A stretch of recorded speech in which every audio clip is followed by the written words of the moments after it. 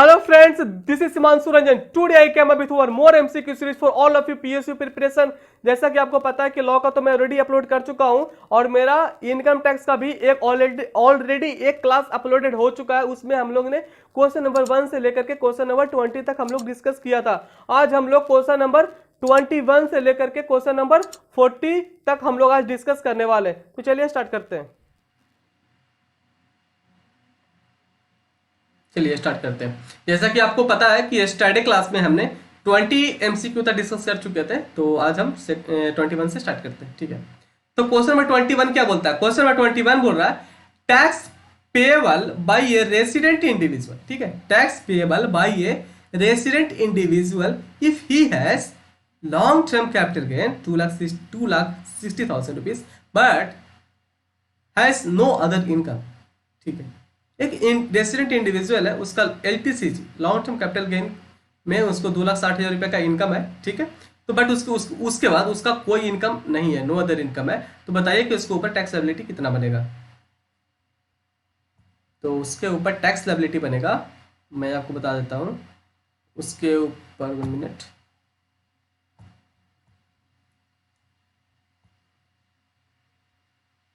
देखिए 2,60,000 तो इसका था,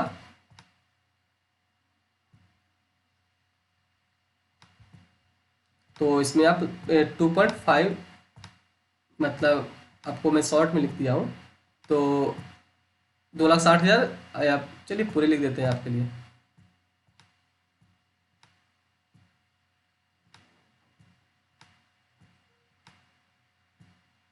यहाँ से हम इसको पॉइंट को हटा देते हैं।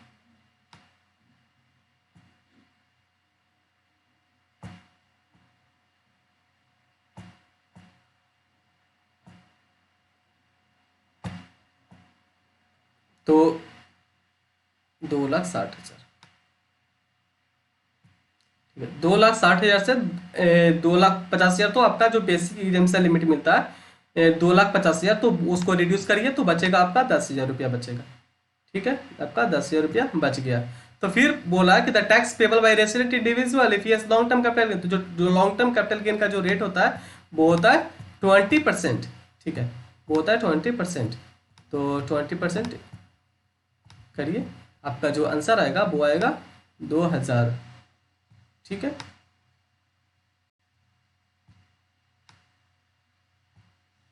ठीक है, 2,000 आएगा आपका आंसर। तो देखिए आंसर में है 2,000, नहीं है ना, तो इसका ऑप्शन डी होगा, नन ऑफ द एबव। ठीक है,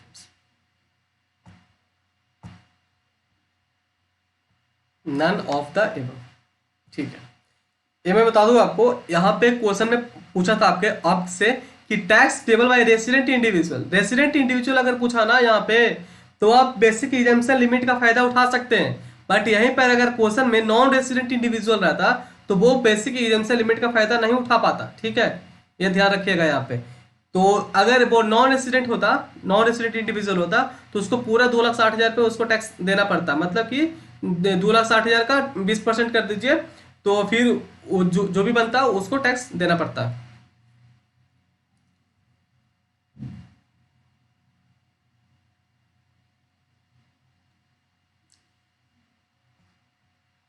ट्वेंटी वन का डी हो गया। हम लोग आगे देखते हैं क्वेश्चन नंबर 22।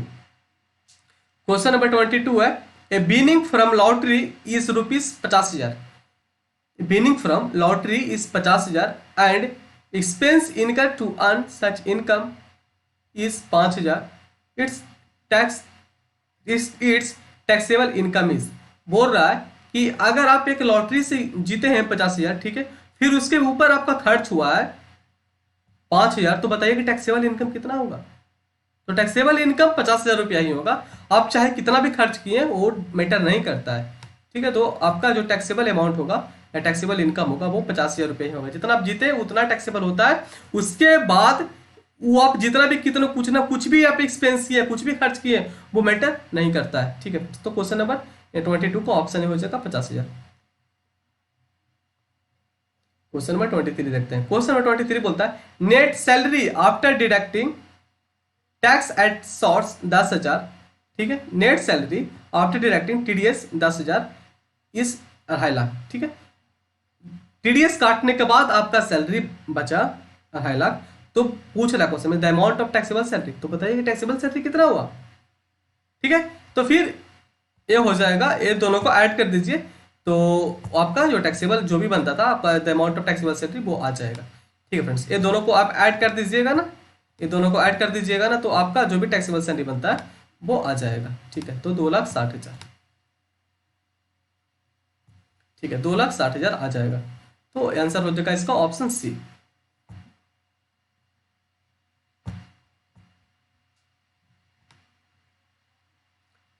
जैसे सैलरी का टीडीएस करता है ना आपका, तो पूछा कि अमाउंट ऑफ टैक्सेबल सैलरी बताइए, तो 10,000 रुपये आपका काटा था टीडीएस, और आपका टीडीएस कटने के बाद आपका बचा 2.5 लाख, तो दोनों को जोड़ दीजिएगा, तो आपको जो भी टैक्सेबल सैलरी बनता है वो आ जाएगा, ठीक है फ्रेंड्स। इजी क्वेश्चन था। आगे बढ़ते हैं, क्वेश्चन नंबर 24 देखिए। क्वेश्चन नंबर 24 बोलता है amount of deduction in respect of donation to approved scientific research institution. Approved scientific research institution में अगर आप डोनेशन देते हैं अंडर सेक्शन 80 GGA, ठीक है, तो कितना डिडक्शन आपका मिलेगा, तो आपका 100% डोनेशन का डिडक्शन मिल जाएगा, ठीक है। मतलब आप जितना भी दिए हैं उतना आपका डिडक्शन मतलब माफ, उसके ऊपर कोई टैक्सेबिलिटी ना बनेगा, ठीक है। तो क्वेश्चन नंबर 24 था amount of deduction in respect of donation to approved scientific research under section 80 GGA, तो आपका 100% का डोनेशन का आपको डिडक्शन मिल जाता है, ठीक है। क्वेश्चन नंबर 24 का ऑप्शन ए हो गया। चलिए आगे बढ़ते हैं, क्वेश्चन नंबर 25। क्वेश्चन नंबर 25 बोलता है agricultural land located in rural area. Agricultural land कोई भी होता है वो लोकेटेड होता है रूरल एरिया में, तो बताइए कि वो कैपिटल एसेट होगा? नहीं, कैपिटल एसेट थोड़े ना होता है। जैसे कि आप कैपिटल एसेट का डिफिनेशन पढ़े हो, कैपिटल एसेट क्या होता है? Capital asset means any movable, immovable, tangible, intangible property but does not include agriculture land. ये तो पढ़े हैं ना, but does not include agriculture land. तो डेफिनेशन से ही देखिए, इसका आंसर हो जाएगा not a capital asset. Agriculture land is not a capital asset, ठीक है फ्रेंड्स। आगे बढ़ते हैं, क्वेश्चन नंबर 25 हो गया। नेक्स्ट मूव करते हैं क्वेश्चन नंबर 26 बोलता है TDS under section 193 in respect of interest on security if पेई डस नॉट फर्निश पैन। पेई है जो फर्निश नहीं किया पैन, ठीक है, जो पेई है वो पैन फर्निश ना किया, तो फिर बताइए कि टैक्स लायबिलिटी कितना बनेगा उसके ऊपर, ठीक है।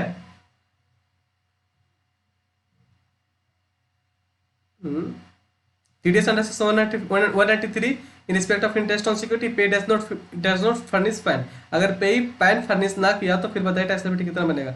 Rate in force, rate as per act, ठीक है, मतलब ये 193 का जो भी TDS का रेट बनता था वो बोल रहा है। और ऑप्शन 3 है नील, मतलब कोई भी टैक्स लायबिलिटी नहीं बनेगा। और ऑप्शन डी है none of the above. None of the above मतलब कि ये तीनों में से कोई भी नहीं है। मतलब कि अगर कोई भी पेई है, अगर वो फर्निश नहीं करता है पैन, तो उसके ऊपर जो भी TDS का रेट लगता है ना वो 20% लगता है, ठीक है, 20%। तो 20% यहाँ पे मेंशन नहीं है, फिर भी यहाँ पे मेंशन है नन ऑफ द एबव, मतलब ऑप्शन जो भी ऊपर का 3 है वो नहीं है, तो मतलब कि नन ऑफ द एबव होगा, नन ऑफ द एबव होगा, बट इसका आंसर होगा 20%, 20%, ठीक है फ्रेंड्स। तो यहाँ पे आंसर है नन ऑफ द एबव, ठीक है। अगर आप पैन नहीं दीजिएगा तो फिर आपके ऊपर TDS करता है वो 20% करता है, ठीक है। तो यहाँ पे ऑप्शन हो जाएगा none of the above. Question number 26 का ऑप्शन डी। आगे बढ़ते हैं, क्वेश्चन नंबर 27। क्वेश्चन नंबर 27 बोलता है, question number 27 income of public charitable trust registered under section 12A is exempt. Income होता है ना, कोई किसी को भी चैरिटेबल ट्रस्ट से इनकम, चैरिटेबल ट्रस्ट इनकम मतलब चैरिटेबल ट्रस्ट का इनकम बोल रहा है कि चैरिटेबल ट्रस्ट का अगर इनकम होता है अंडर सेक्शन 12A में तो वो एग्जेम्प्ट होता है, ठीक है। वो एग्जेम्प्ट कब होता है? एग्जेम्प्ट तभी होता है income of A charitable trust, जब वो income of charitable trust exempt कब होगा, मैं बता रहा हूं आपको कि कोई भी चैरिटेबल ट्रस्ट है वो कम से कम अपना 85% जो भी वो कमाया वो उसको, जो भी उसका मोटिव है जिसके लिए वो चैरिटेबल ट्रस्ट को खोला गया था, तो उसके लिए वो खर्च करे, ठीक है। जैसे कि relief of the poor, education, yoga, medical relief, चाहे जो जिसके लिए भी वो चैरिटेबल ट्रस्ट को खोला गया वो उसके लिए खर्च करना पड़ेगा कम से कम 85%। ठीक है फ्रेंड्स, कम से कम 85% अगर खर्च कर दिया तो फिर उसका जो भी इनकम बनेगा वो 85% खर्च करने के बाद जो भी इनकम उसका है 15% वो रख करके एंजॉय कर सकता है, बट 85% उसको खर्च करना पड़ेगा, तब जाकर के उसका इनकम एग्जेम्प्ट माना जाता है। ठीक है, तो नॉर्मली अगर क्वेश्चन पूछा तो income of public charitable trust registered under section 12A is exempt. ठीक है, चलिए आगे बढ़ते हैं। Question number 28। क्वेश्चन नंबर 28 बोलता है the number of income computation and disclosure standard issued so far are. अभी तक आईसीडीएस कितना इश्यू हो चुका है? अभी तक आईसीडीएस 10 आईसीडीएस इश्यू हो चुका है। ठीक है, अभी तक 10 आईसीडीएस इश्यू हो चुका है। ठीक है फ्रेंड्स, आगे बढ़ते हैं। Question number 29। क्वेश्चन नंबर 29 है expenditure in respect of winning from card game is. अगर आप कार्ड गेम खेले और आप जीत गए बट कार्ड गेम खेलने के लिए आप कुछ पैसा खर्च करना पड़ा, तो वो डिडक्ट होगा या ना होगा, या कुछ कंडीशन है या ना नो देगा।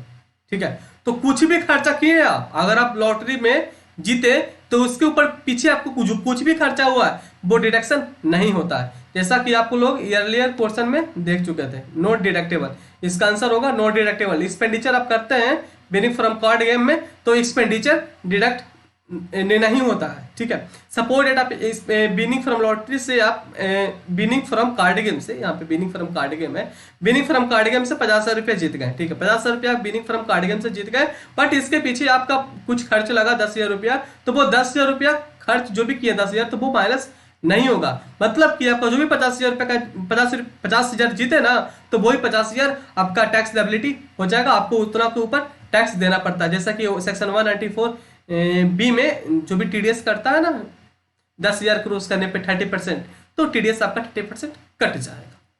ठीक है, चलिए क्वेश्चन 29 हो गया, 29 का बी हो गया। आगे बढ़ते हैं क्वेश्चन नंबर 30। क्वेश्चन नंबर 30 क्या बोलता है? क्वेश्चन नंबर 30 बोलता है tax payable by a non resident individual. Tax payable by a non resident individual if he has long term capital gain 2,60,000 रुपया but he has not other income. बोल रहा है कि वो नॉन रेसिडेंट इंडियन आदमी है, नॉन रेसिडेंट इंडिया है, मतलब नॉन रेसिडेंट इंडिविजुअल है, सॉरी नॉन रेसिडेंट इंडिविजुअल है, वो एलटीसीजी से इनकम कमाया है 2,60,000। ठीक है, और उसके बाद उसका कोई भी इनकम नहीं है, तो बताइए कि उसके ऊपर टैक्स लायबिलिटी कितना बनेगा।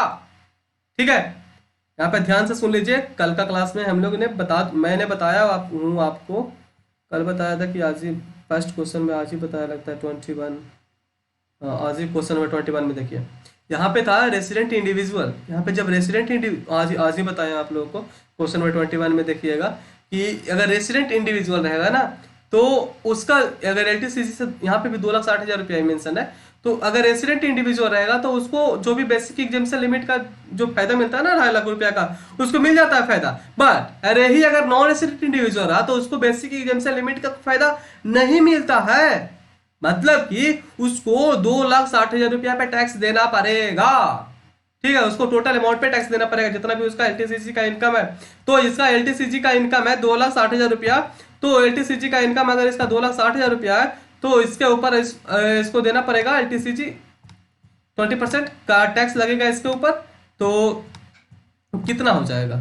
ठीक है, तो हो जाएगा इसका 52,000। ठीक है फ्रेंड्स, 52,000 इसका टैक्स लायबिलिटी आ जाएगा।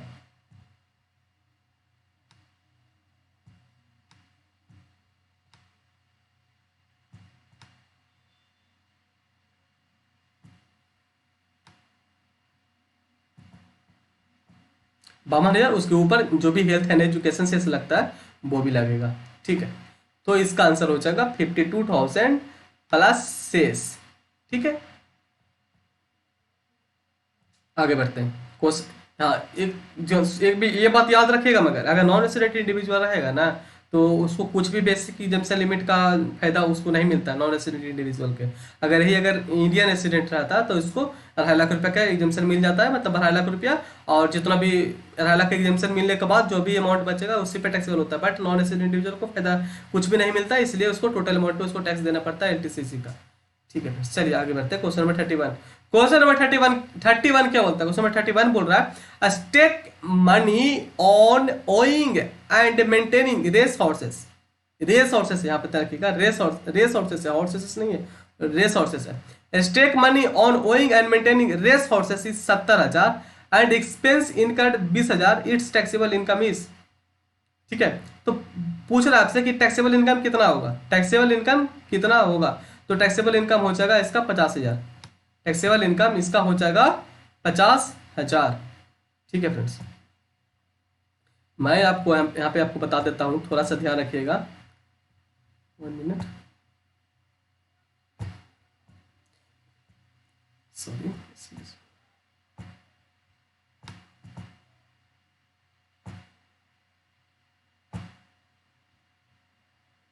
ये जो अगर यही जो दिया है रेस हॉर्सेस, ये अगर ये अगर हॉर्स रेसेस रहता ना, हॉर्स रेसेस रहता ना, तो फिर यहाँ पे भी जो एक्सपेंस था वो माइनस नहीं होता। हॉर्स रेसेस रहता तो माइनस नहीं होता। यहाँ पे आपको कंफ्यूजन करने के लिए इंस्टीट्यूट कुछ ऐसा आपको क्वेश्चन को घुमाया है कि आपका दिमाग घूम जाता है। ठीक है, मतलब ध्यान रखिएगा, क्वेश्चन अगर आए तो ध्यान से पढ़िएगा। मतलब कि यहाँ पे देखिए, अगर हॉर्स रेसेस रहता ना तो आपका एक्सपेंस माइनस नहीं होता, बट यहाँ पे क्वेश्चन को थोड़ा सा मतलब मॉडिफाई कर दिया है। ठीक है, तो stake money on owing and maintaining race horses, तो रेस हॉर्सेस मतलब कि थोड़ा सा उल्टा कर दिया है बट को, तो रेस हॉर्सेस तो यहाँ पे माइनस हो जाएगा। ठीक है फ्रेंड्स, उल्टा कर दिया, तो ऐसा कुछ प्रोविजन नहीं है इनकम टैक्स में, तो फिर इस क्वेश्चन में माइनस हो जाएगा। तो 70,000, ठीक है, तो 70,000 से आप माइनस कर दीजिएगा 20,000।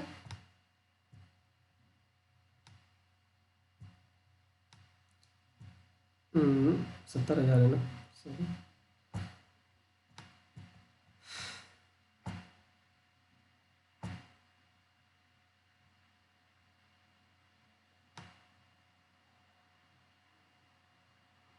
सत्तर हजार से माइनस करिए, एक्सपेंस किया है 20,000, जीरो और पड़ेगा।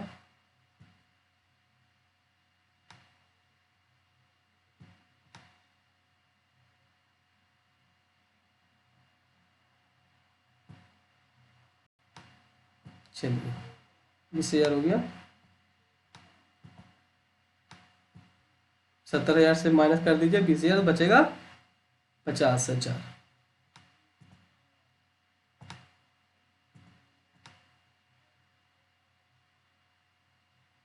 ठीक है, बचेगा 50,000, तो आंसर हो जाएगा 50,000। ठीक है फ्रेंड्स, आगे बढ़ते हैं।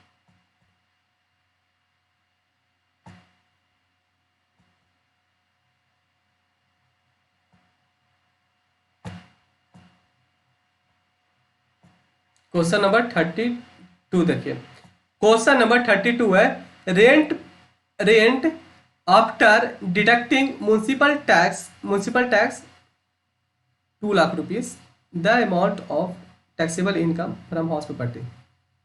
Rent after deducting municipal tax 2 lakh रुपया, मतलब म्युनिसिपल टैक्स डिडक्ट करने के बाद जो आपका रेंट बना वो 2 लाख रुपया है। The amount of taxable income from house property.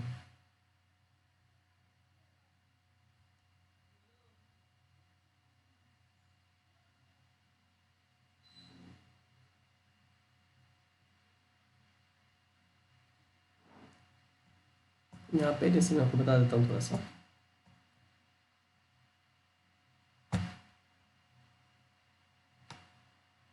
जैसे जीएबी होता है ना, जीएबी, उसके जीएबी के बाद माइनस करते हैं म्युनिसिपल टैक्स, जीएबी के बाद आप माइनस करते हैं म्युनिसिपल टैक्स। आप जीएबी माइनस म्युनिसिपल टैक्स, यहाँ पे क्या बोला क्वेश्चन में, rent after deducting municipal tax rent after deducting municipal से, मतलब म्युनिसिपल टैक्स डिडक्ट करने के बाद बोला है 2 लाख रुपया बचा है। म्युनिसिपल टैक्स डिडक्ट करने के बाद बोला है कि 2 लाख रुपया बचा है। मिनट, मेरे पास पैड नहीं है ना, इसलिए थोड़ा दिक्कत होता है। मैं डायरेक्ट आप लोग के लिए लैपटॉप से ही लिखता हूँ, बहुत मेहनत करता हूँ। मेरे पास पैड नहीं है, इसलिए मैं डायरेक्ट लैपटॉप से ही टाइप करता हूँ, इसलिए थोड़ा दिक्कत होता है। थोड़ा मेहनत को अप्रिशिएट करिए, थोड़ा सा लाइक कर दीजिएगा, ठीक है, क्योंकि मेरे को कुछ बेनिफिट तो होता नहीं है। बस मैं चाहता हूँ कि मेरे पास जो भी थोड़ा बहुत नॉलेज है तो आप लोग के साथ शेयर करूँ।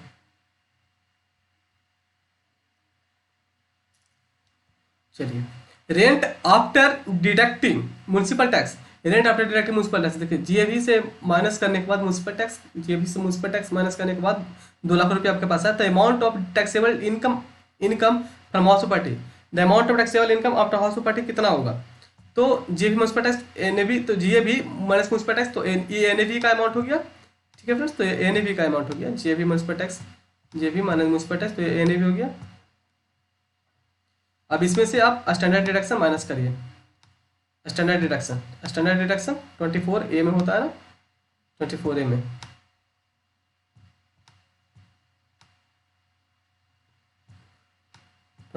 30% होता है, ठीक है, 30%। तो आप इसमें से 30% माइनस कर दीजिए। तो 30% अगर इसमें आप माइनस कर रहे हैं 2 लाख रुपया से, सॉरी यहाँ पे 2 लाख रुपया होगा, हाँ 2 लाख रुपया से अगर आप माइनस कर रहे हैं 30%, तो हो जाएगा 1,40,000, ठीक है, आंसर हो जाएगा 1,40,000। आप लोग समझ रहे होंगे, 1,40,000, 1,40,000, ठीक है।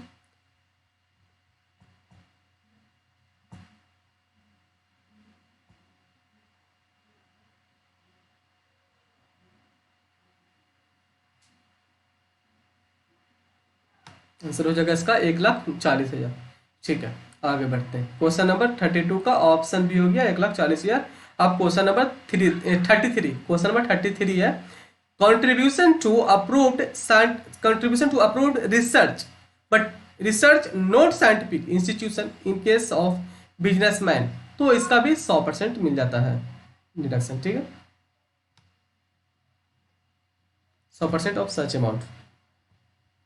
आगे बढ़ते हैं, तो याद करने की चीज है। क्वेश्चन नंबर 34 देखिए, क्वेश्चन नंबर 34 देखिएगा, rebate under section 87A, rebate जो आपको मिलता है, छूट मिलता है अंडर सेक्शन 87A में, is allowed to an individual who is resident in India and whose total income does not exceeds 5 lakh रुपया। अगर कोई भी इंसान, कोई भी इंडिविजुअल है, उसका इनकम अगर 5 लाख या उससे नीचे है, तो फिर वो रिबेट ले सकता है, ठीक है, 5 लाख तक रिबेट मिल जाता है अंडर सेक्शन 87A में, ठीक है। 87A में लिखा हुआ है कि 5 लाख तक आपका रिबेट मिल जाएगा, मतलब 5 लाख रुपए तक अगर आपका इनकम है तो आप रिबेट ले सकते हैं 87A में, और आपके ऊपर कोई भी टैक्स लायबिलिटी नहीं बनेगा, ठीक है। चलिए आगे बढ़ते हैं, क्वेश्चन नंबर 35 देखिए, क्वेश्चन नंबर 35 बोलता है the payment under Bhopal gas leakage disaster shall be, तो जो भोपाल का जो गैस लीक हुआ था ना, तो उस पर पूछ रहा है कि वो टैक्सेबल होगा, उसके लिए कुछ भी पेमेंट किया, जिससे गवर्नमेंट पेमेंट करता है ना, कुछ भी अगर कोई भी डिजास्टर हो जाता है तो गवर्नमेंट पेमेंट करता है ना, तो फिर वो पूछ रहा है कि उसमें क्या टैक्सेबल होगा, वो अमाउंट के ऊपर the payment under Bhopal gas leak disaster shall be, तो वो टैक्सेबल होगा, फुली टैक्सेबल होगा, एग्जेम्प्ट होगा, नॉन ऑफ द अबव होगा। वो एग्जेम्प्ट होता है, कुछ भी अगर डिजास्टर हो रहा है और उसके ऊपर आपको कुछ भी कंपनसेशन मिल रहा था, फिर उसके ऊपर टैक्स थोड़ी ना बनता है, सब अब नॉर्मल सा क्वेश्चन है, अब इसमें कोई भी टैक्स नहीं होता, तो वो एग्जेम्प्ट होगा, ठीक है। तो क्वेश्चन नंबर 35 का option C exempt, question number 35 का ऑप्शन सी हो जाएगा एग्जेम्प्ट। आगे बढ़ते हैं, क्वेश्चन नंबर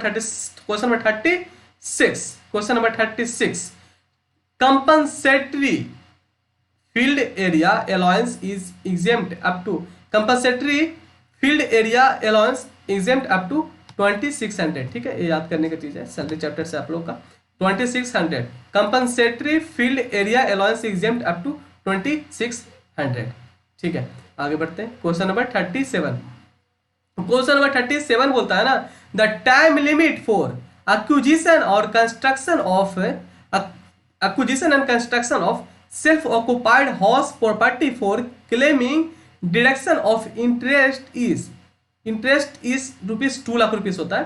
ठीक है, जो भी आपका सेल्फ ऑक्युपाइड या हाउस प्रॉपर्टी के लिए जो भी आप लेते हैं, लोन वगैरह लेते हैं, तो फिर जो भी 2 लाख रुपए तक आपको डिडक्शन मिल जाता है, इंटरेस्ट का 2 लाख रुपए तक आपको डिडक्शन मिल जाता है। तो पूछा यहाँ पे टाइम लिमिट पूछा है, तो टाइम लिमिट 5 साल होता है। ठीक है फ्रेंड्स, टाइम लिमिट 5 इयर्स होता है। The time limit for acquisition और कंस्ट्रक्शन ऑफ सेल्फ ऑक्युपाइड, आप अक्वायर करेंगे मतलब खरीद लेंगे या फिर आप कंस्ट्रक्ट करवाइएगा self occupied house property for claiming deduction of interest is rupees 2 lakh rupees. यहाँ पे थोड़ा सा क्वेश्चन को कंप्लीट नहीं किया गया, बट यहाँ पे बैठ के लीजिएगा, interest is rupees 2 lakh rupees. ठीक है, तो टाइम लिमिट है वो 5 साल का है। ठीक है, टाइम लिमिट 5 ईयर्स का होता है। ठीक है, 5 ईयर्स का टाइम लिमिट मिलता है।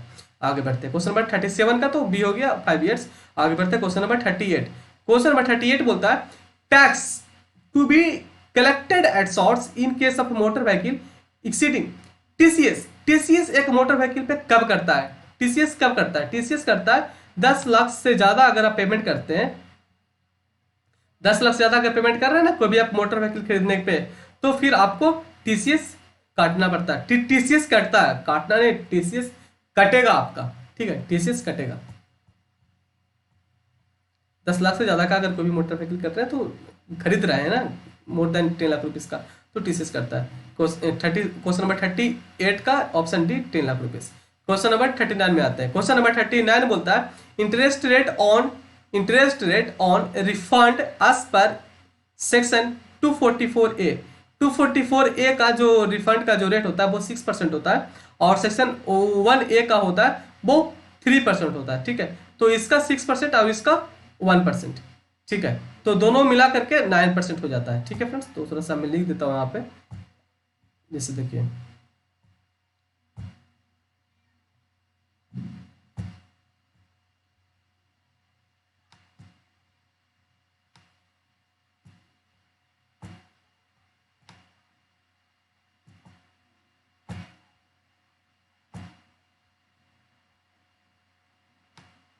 इसका हो जाएगा 6%।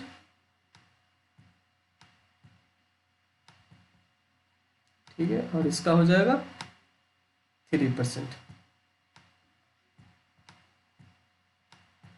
ठीक है, दोनों को ऐड करके आएगा 9%।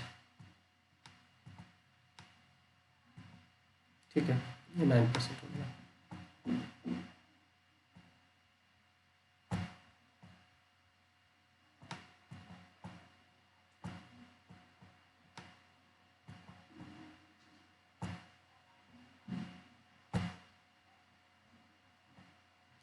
Interest rate on refund as per section 244A sub section 1A, 244A का होता है रेट होता है 6% रिफंड का रेट होता है, और 1A जो कि इनकम टैक्स छोड़ती अलग से आप लोग को रिफंड का जो रेट उन लोग का 3% वो होता है, तो 6 + 3 9%। ठीक है, तो क्वेश्चन नंबर 39 का ऑप्शन सी 9%। ठीक है, अब हम लोग 40 क्वेश्चन नंबर 40 देखते हैं। Quantum of deduction under section 80EE। 80EE का जो क्वांटम ऑफ डिडक्शन आपको मिलता है वो कितना मिलता है? वो मिलता है 50,000। ये भी बता दूं, ये जो 80EE का जो आपको क्वांटम डिडक्शन मिलता है ना 50,000, वो 2 लाख रुपया जो आपको ऊपर आप जो देखे क्वेश्चन में, यहाँ पे क्वेश्चन भी दिया था, बट ऐसे आप जान लीजिए कि जो भी सेल्फ ऑक्युपाइड में जो आपका लेते हैं तो उसमें आपको जो 2 लाख रुपया का वहाँ आपको डिडक्शन मिल जाता है। और फिर ये जो 50,000 रुपया मिलता है ना, ये भी हॉस के लिए ही है, न्यू हॉस के लिए ही है, तो इसमें आपको 50,000 रुपया का डिडक्शन मिलता है।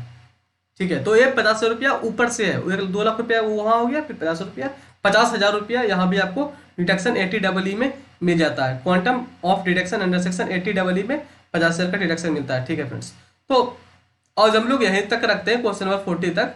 तो अगर आप मेरा पहला वीडियो नहीं देखें क्वेश्चन नंबर 1 से लेकर के क्वेश्चन नंबर 20 तक, तो आप मेरे प्लेलिस्ट जाकर चेक करिएगा, वहाँ से आपका अवेलेबल हो जाएगा। तो फिर और भी बता दूं, मैं ऑलरेडी अपलोड कर चुका हूँ लॉ वगैरह का, लॉ का MCQ total more than 10 video सब मैं अपलोड कर चुका हूँ लॉ का।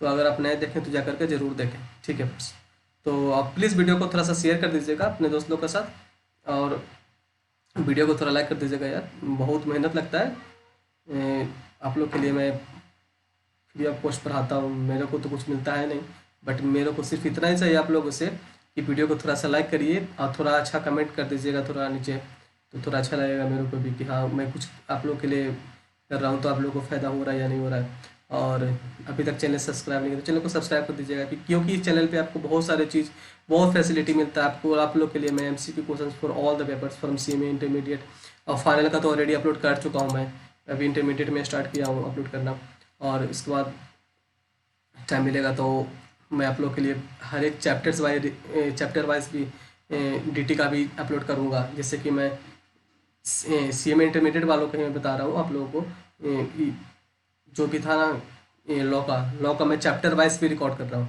तो इसमें भी अभी तो मैं मिक्स जो भी है क्वेश्चन MCQ वो डिस्कस कर रहा हूँ। उसके बाद मैं कोशिश करूँगा चैप्टर वाइज भी अपलोड करूँगा, ठीक है। तो बस इतना ही आप लोगों को चाहिए कि आप लोग वीडियो को लाइक करिए और थोड़ा कमेंट बॉक्स में बताइए कि कैसा लग रहा है, और भी कुछ नहीं चाहिए, बस इतना ही। और थोड़ा सा शेयर कर दीजिए दोस्त लोग के साथ, जितना व्यूज़ आता है ना उतना ही ज़्यादा मोटिवेशन मिलता है। थोड़ा सा लाइक कर दीजिएगा, मोटिवेशन मिलता है इससे।